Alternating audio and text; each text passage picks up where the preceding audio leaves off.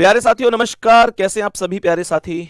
उम्मीद करता हूं आप सभी लोग अच्छे, शानदार, स्वस्थ, जबरदस्त, जिंदाबाद होंगे और आप सभी प्यारे साथियों की पढ़ाई बहुत अच्छी चल रही होगी।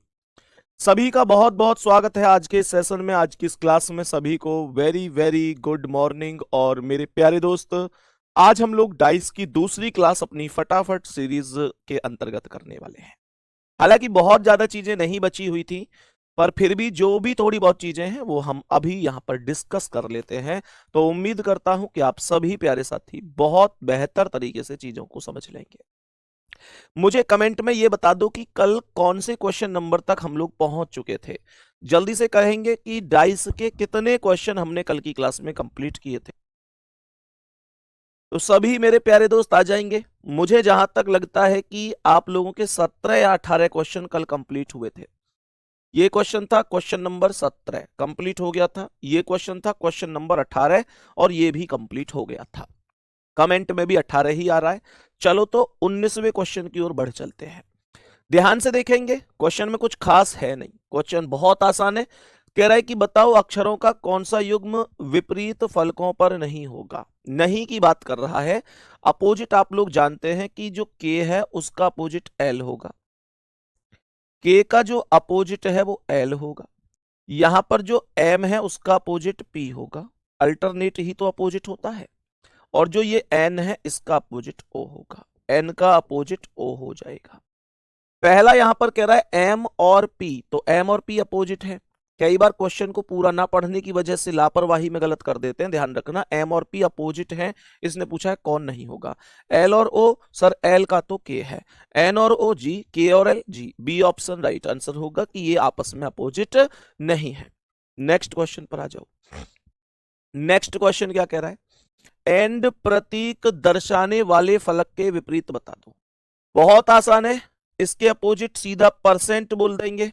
अल्टरनेट वाला ही अपोजिट होता है, कोई दिक्कत नहीं है। तो यहां पर सी ऑप्शन करेक्ट आंसर होगा। परसेंट ये राइट जवाब हो जाएगा। बात समझ में आ गई? सभी प्यारे दोस्त बात समझ गए कौन सा ऑप्शन करेक्ट है? ऑप्शन नंबर सी राइट है। नेक्स्ट क्वेश्चन की ओर चलते हैं। अभी इस क्वेश्चन पर आएंगे और देखेंगे क्या कह रहा है। सवाल ने क्या बोला, कह रहा है जो संख्या 5 दर्शाने वाले फलक के विपरीत है उसके कौन होगा। तो 5 के विपरीत देखो, 5 से अगर मैं चलूंगा तो 4 को छोड़ दो, सीधे 9 पर आ जाओ। 5 का अपोजिट क्या हो जाएगा? 9 हो जाएगा। 5 का अपोजिट 9 हो जाएगा। ए ऑप्शन आपके सवाल का करेक्ट आंसर हो जाएगा। किसी भी साथी को कोई दिक्कत या परेशानी हो तो मुझे बता सकते हैं कि भैया मेरी समझ में नहीं आ रहा। ठीक है, नेक्स्ट क्वेश्चन पर आ जाओ। कह रहा है डॉलर, ये जो साइन है इसके अपोजिट क्या है? भैया सीधा सीधा हैज होगा, अपोजिट ये होता है। माहिर है इसमें आप लोग, कोई बहुत बड़ी दिक्कत परेशानी नहीं है, आराम से हो सकता है। यहां पर देखेंगे क्वेश्चन का आंसर क्या होगा।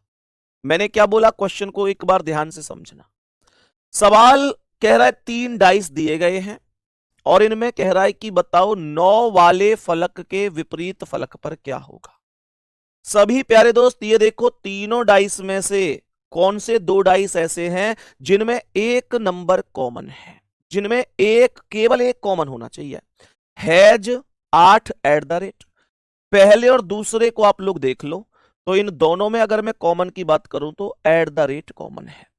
मैंने कहा कि एट द रेट दोनों में कॉमन है, तो एट द रेट से ये हैज आएगा और हैज से 8 आएगा।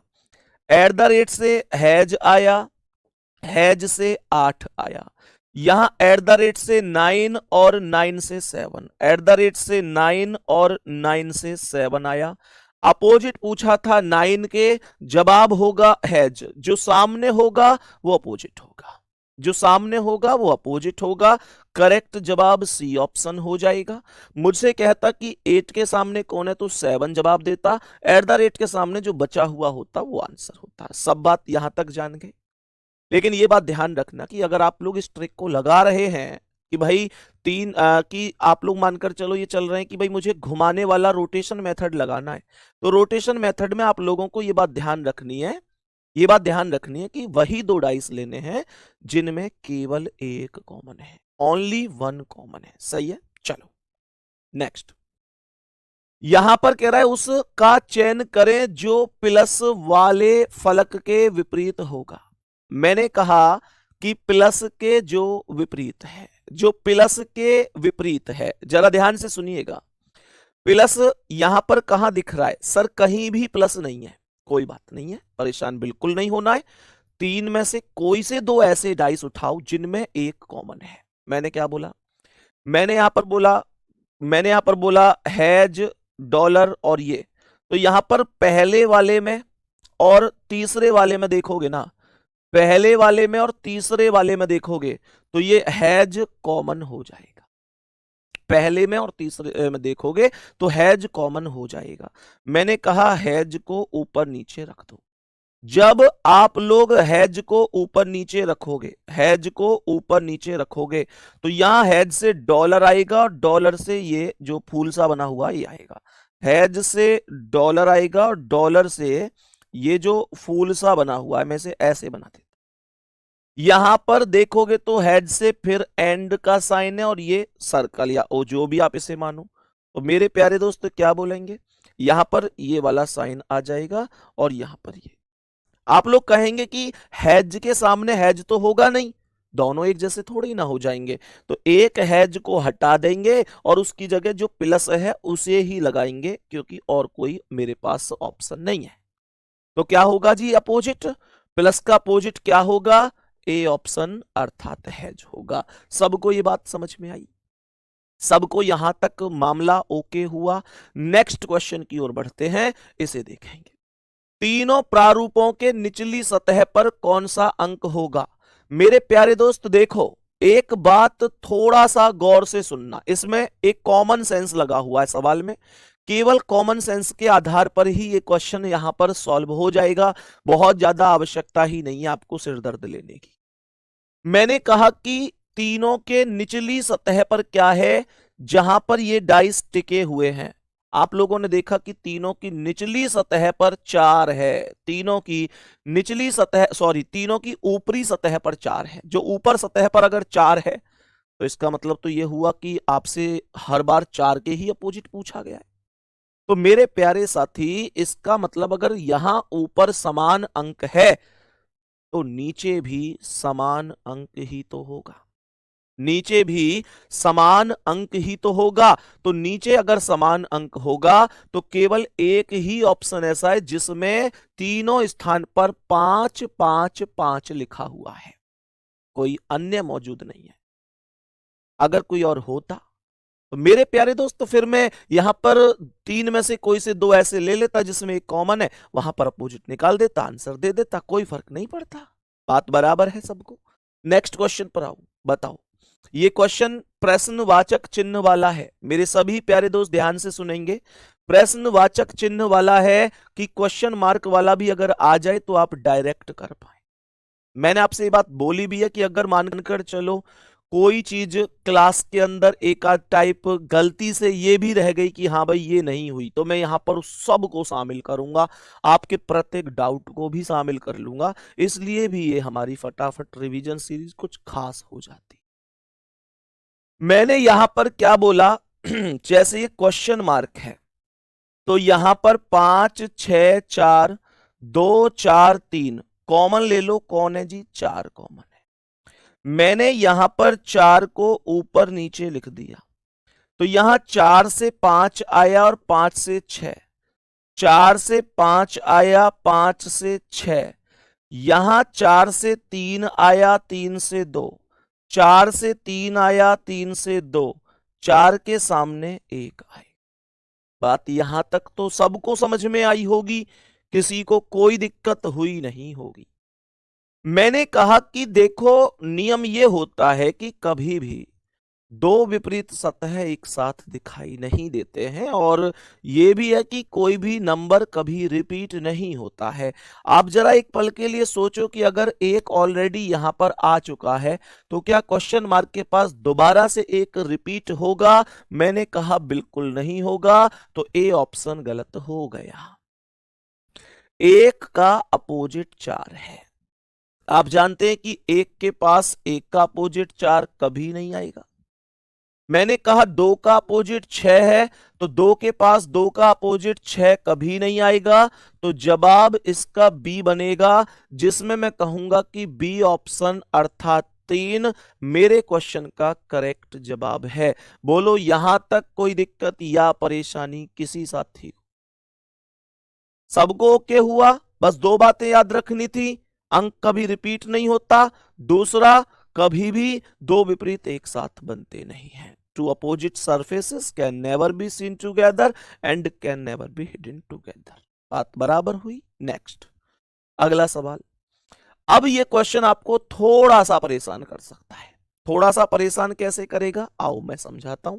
देखो, मैंने कहा पहले अपोजिट निकालो, A B C, C D E, common कौन है? सी। हमने कहा कि सी को ऊपर नीचे लिख दो। मैंने कहा सी से ए आया, ए से बी आया, सी से ए आया, ए से बी आया, यहां सी से डी आया, डी से ई आया, सी से यहां डी आया, डी से ई आया, तो यहां सी के सामने कौन आ जाएगा? एफ आ जाएगा। ध्यान से देखना, क्यों आ गया एफ? क्योंकि वही तो आता है जो अब तक नहीं आया। मैंने कहा बी, बी का अपोजिट है ई, बी के पड़ोस में ई कभी भी नहीं आएगा, कह दो कि ये गलत हो गए। मैंने कहा सी, सी का अपोजिट है एफ, तो सी के पास कभी भी एफ नहीं आएगा, कह दो कि ये गलत हो गया। अब या तो ए होगा या डी होगा।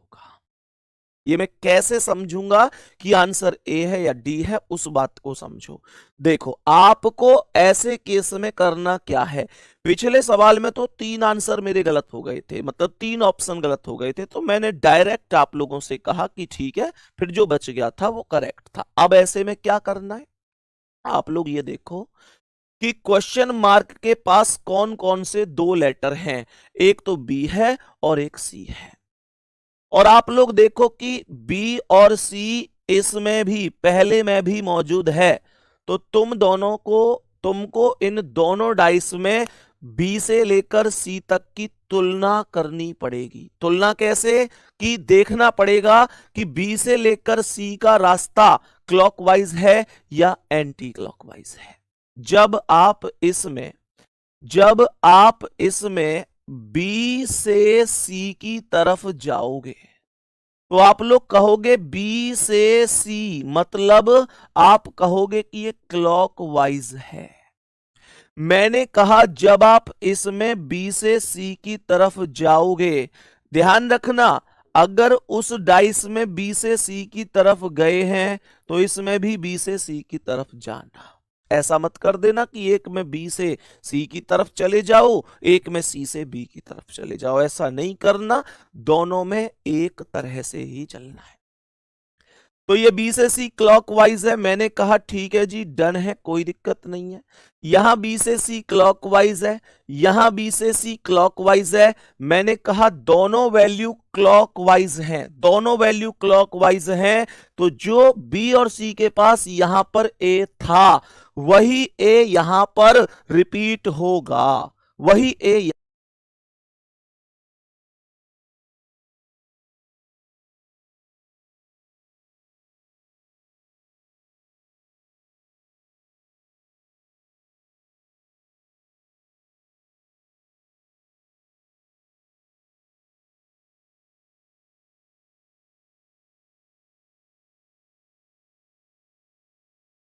वैल्यू क्लॉकवाइज है, तो जो बी और सी के पास यहां पर ए था वही ए यहां पर रिपीट होगा, वही ए यहां पर आएगा।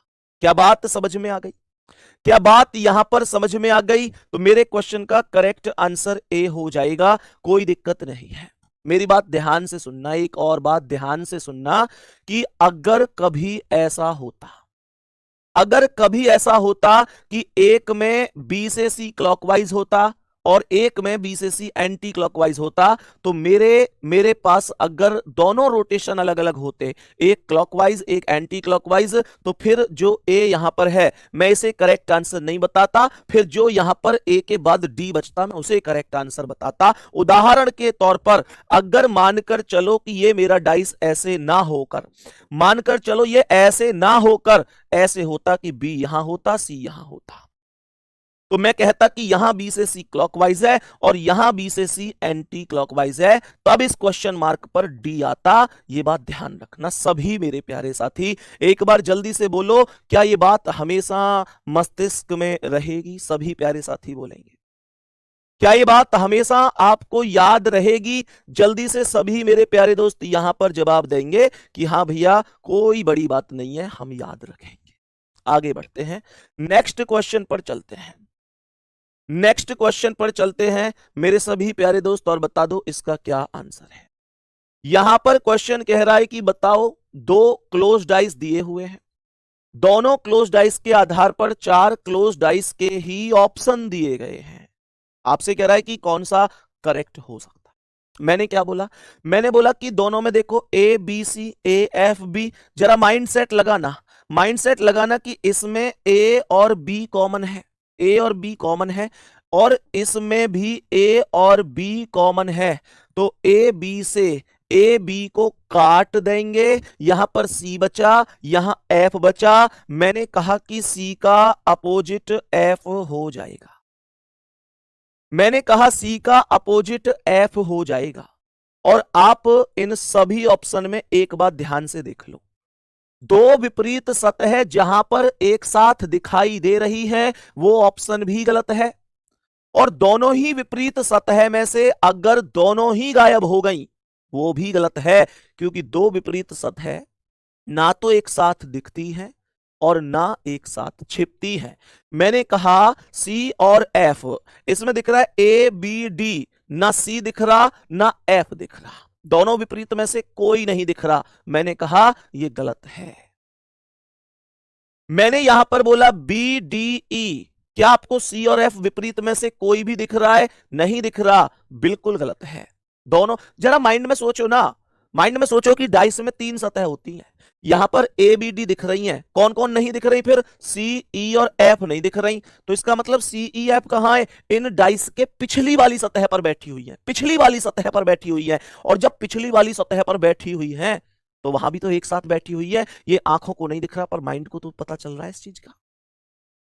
कहने का मतलब मैं आपको इतना सारा ज्ञान ना दूं और डायरेक्ट एक बात कह दूं कि जिसमें दो अपोजिट एक संग दिख रहे हैं वो भी गलत है, और अगर कोई ऐसा है जिसमें दोनों अपोजिट में से कोई सा भी नहीं दिख रहा वो भी गलत है। तो बस इतनी सी बात आप समझ के माइंड में रखें।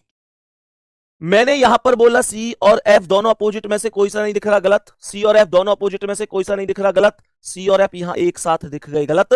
और यहां देखो सी दिख रहा है, एफ नहीं दिख रहा है। डी ऑप्शन में सी दिख रहा है, एफ नहीं दिख रहा है। सी दिख रहा है पर एफ नहीं दिख रहा है। क्या ये बात सभी को समझ में आ गई? दोनों अपोजिट में से एक दिखेगा, ना तो ऐसा हो सकता कि कोई सा ना दिखे, ना ऐसा हो सकता कि दोनों दिख जाए, एक दिखेगा कोई सा भी। चलो नेक्स्ट क्वेश्चन, नेक्स्ट क्वेश्चन पर आ जाओ। यहां पर पूरे दो क्वेश्चन मार्क दिए हैं, देखते हैं क्या होगा। मैंने यहां पर बोला कि एक जो मेरी समझ में बात आ रही है वो ये है कि यहां ए और सी है, और यहां पर भी आप देखेंगे तो यहां पर भी ए और सी नजर आ रहा है। यहां ए सी मौजूद है, तो जो बचा हुआ है वो कॉमन होगा। यहां पर बचा हुआ बी है, यहां पर बचा हुआ डी है, तो कहने का मतलब यह हुआ कि बी का जो अपोजिट होगा वो डी हो जाएगा।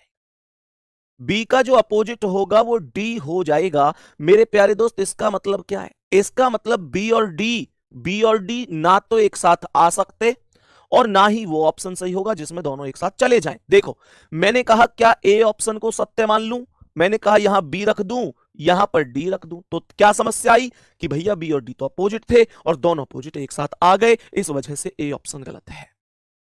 मैंने कहा ठीक है दूसरा रख के देख लूं ए और सी, मैंने कहा यहां ए रख दूं यहां सी रख दूं, तो कौन कौन दिख रहा है? ई ए सी। लेकिन सर बी और डी जो दोनों अपोजिट थे वो तो दोनों ही गायब हो गए।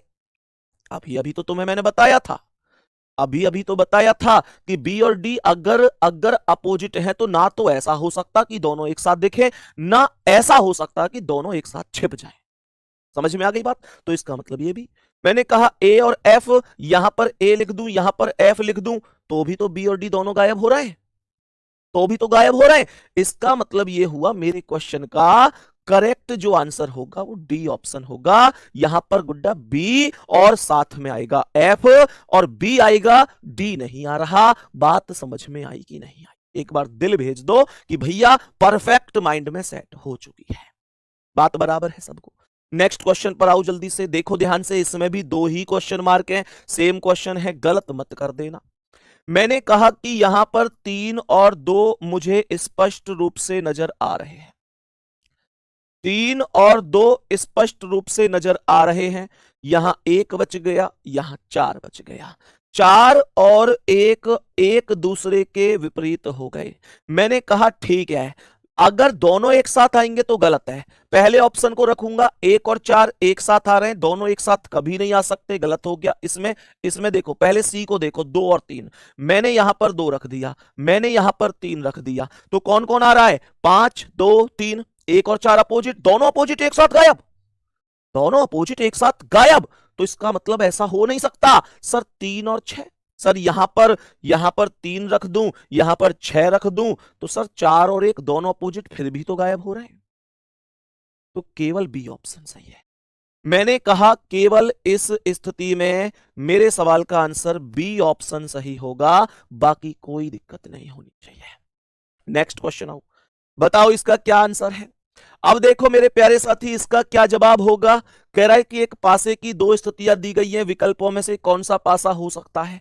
तो देखो कुछ नहीं है, 1 2 3 4 1 3, सर 1 और 3 एक दूसरे के अपोजिट हो गया। मैंने कहा यहां 2 बचा, यहां 4 बचा, 2 और 4 अपोजिट हो गया। सर 2 और 4 एक जगह आ नहीं सकता, यहां पर दोनों एक साथ आ रहे हैं, गलत हो गया। 2 और 4 दोनों एक साथ जा नहीं सकते। इसमें देखो 1 3 5 में ना 2 दिख रहा ना 4 दिख रहा, 2 4 अपोजिट है, ना 2 दिख रहा ना 4 दिख रहा, गलत है।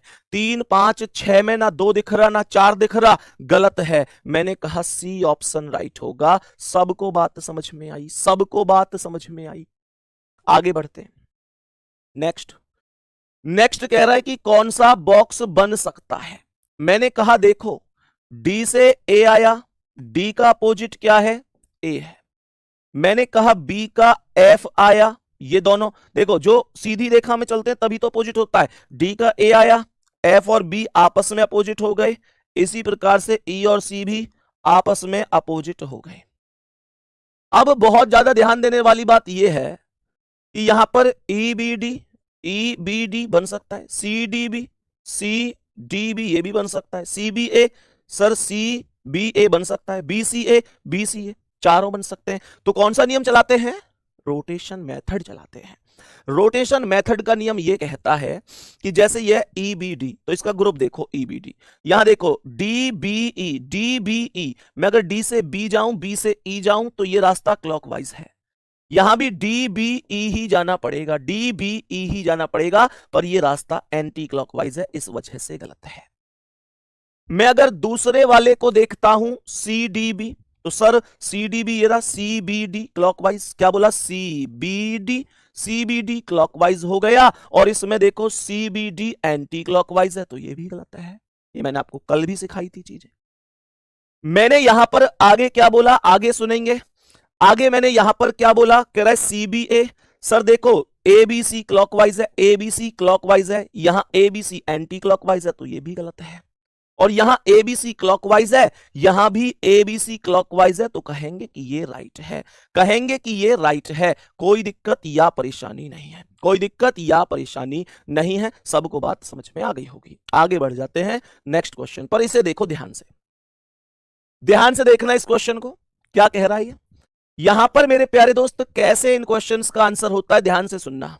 सबसे पहले W का अपोजिट तो V आएगा ही आएगा, W का अपोजिट V आएगा, और Z का अपोजिट आएगा X, Z का अपोजिट आएगा X, और इस Y का अपोजिट क्या आएगा पता है? Y का अपोजिट आएगा ये चारों के चारों बाहर वाले नंबर, और वो भी ट्राइंगल वाली आकृति में। वो भी ट्राइंगल वाली आकृति में। बात समझ में आ गई? देखो ध्यान से, मैंने कहा यहां y के पास ये चारों नंबर आ रहे हैं, वो भी ट्राइंगल वाली आकृति में, इस वजह से गलत है। यहां पर देखो v w और ये नंबर, v और w अपोजिट हैं, दोनों एक साथ नहीं आ सकते, इस वजह से ये गलत है। यहां y x और ये नंबर, y अलग x अलग, सर y के साथ ये नंबर नहीं आ सकते, ये भी तो गलत है। और यहां पर v x और ये नंबर, v अलग x अलग, ये नंबर अलग। मेरे प्यारे दोस्त, इसका मतलब क्या है? इसका मतलब ये है कि ये वाला करेक्ट होगा, डी ऑप्शन राइट है।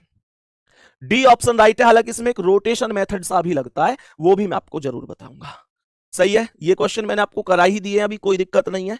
तो ये कुछ क्वेश्चन और हैं, 37 क्वेश्चन थे ये, अब कोई दिक्कत नहीं है, तो मैंने आपको सारे क्वेश्चन करा ही दिए। सही है। एक चीज और देखना ध्यान से, यहां पर जो ये यहां पर 1 2 3 4 है ना, ये ध्यान से रखना।